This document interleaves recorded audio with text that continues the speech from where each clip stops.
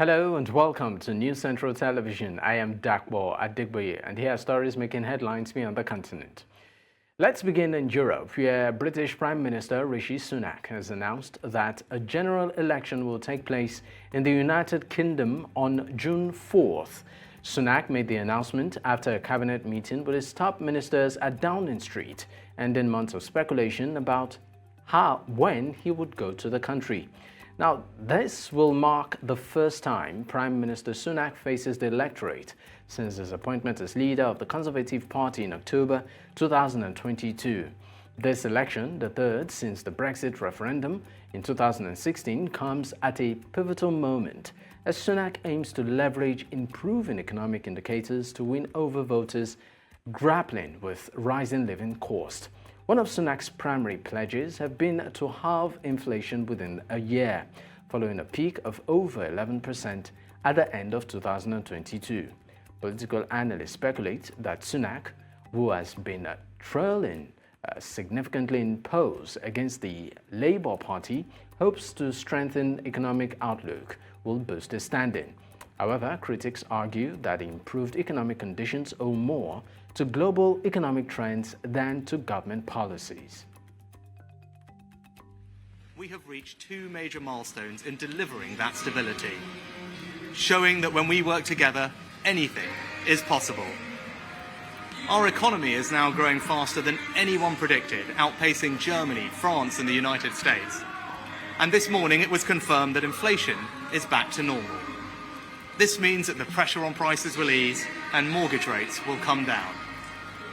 This is proof that the plan and priorities I set out are working. I recognise the question now is how and who do you trust to turn that foundation into a secure future for you, your family, and our country. Now is the moment for Britain to choose its future, to decide whether we want to build on the progress we have made or risk going back to square one with no plan and no certainty. And these uncertain times call for a clear plan and bold action to chart a course to a secure future. You must choose in this election who has that plan, who is prepared to take the bold action necessary to secure a better future for our country and our children. Now, I cannot, because I'm guided by doing what is right for our country, not what is easy. I can't say the same thing for the Labour Party, because I don't know what they offer. And in truth, I don't think you know either. And that's because they have no plan. There is no bold action. And as a result, the future can only be uncertain with them. To discuss this, I'm joined by a policy affair analyst, Chuka Adewale. Chukwudile, thank you for joining me on the news. Now, let's start by asking how significant this election for Prime Minister Rishi Sunak is, considering this is his first time facing the electorate since becoming the leader of the Conservative Party. Thank you and good evening. I feel Sunak has a lot of courage, and I appreciate him for that, and I applaud him for that actually.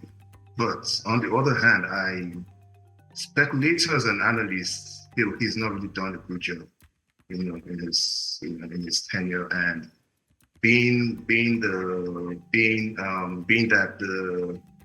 the Conservatives have been in power for the past 8 years, with 5 prime ministers so far, it doesn't look like he's going to be coming back anytime soon. I don't think he's done well enough to come back.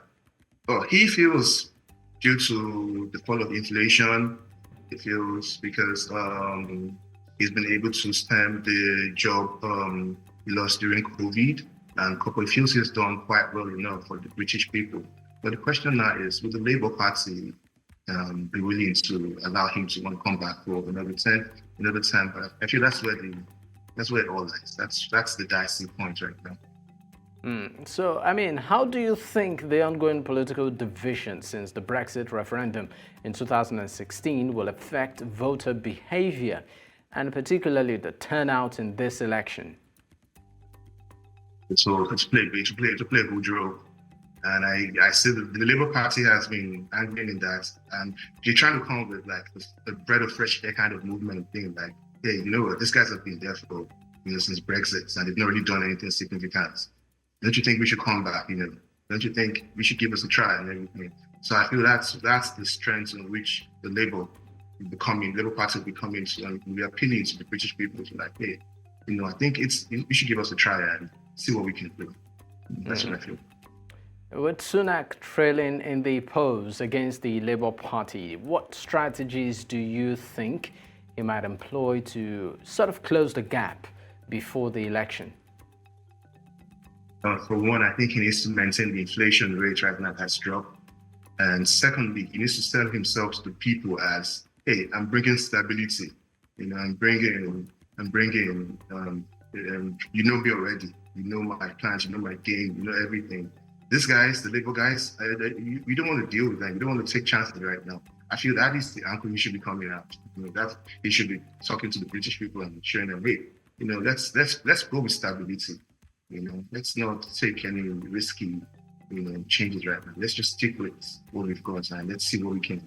Now inflation is dropped. With the whole Rwanda partnership thing that the government has done, even though I don't think anybody has been, has been sent to Rwanda yet, but he's quite done a couple of things that he needs to properly sell to people and say, hey, I think I'm doing a good job. Give me another chance. Yeah, that's what I think. All right, Chuka. I mean, since James Cameron, the prime ministers have sort of left office, surrounded by controversy. I'm talking about James Cameron, Theresa May, Boris Johnson. Now, it's Rishi Sunak. Do you see that happening also to Rishi? And of course, to what extent do you agree with critics who argue that the improved economic conditions are more due to global trends than to the current government's policies? Okay. For the controversies, I feel he can go out with his head held high. He's not really had any controversy so far in his years in office. I feel he can still hold on to that, and if he can hold on for the next 6 weeks, because it's 6 weeks from now to the election, if he can hold on now for the next 6 weeks and make sure that he plays his game well, inflation is still down, he's setting himself properly, I feel he will be able to do well. So what was the next question you asked? In terms of the policies, Rishi Sunak actually did say that inflation is back to normal because of some of the policies, that he put in motion. Some critics are of the opinion that that's not true. It's as a result of the global economic trends which seem to favor the UK. Do you agree with them? No, I think I would. I think I would agree with them, but then it's all politics. It's all propaganda. They've come out with that. It's left for him to now fight back and say, hey, no, it was me actually. It was my government that was able to, and if you can convince the British people, who knows?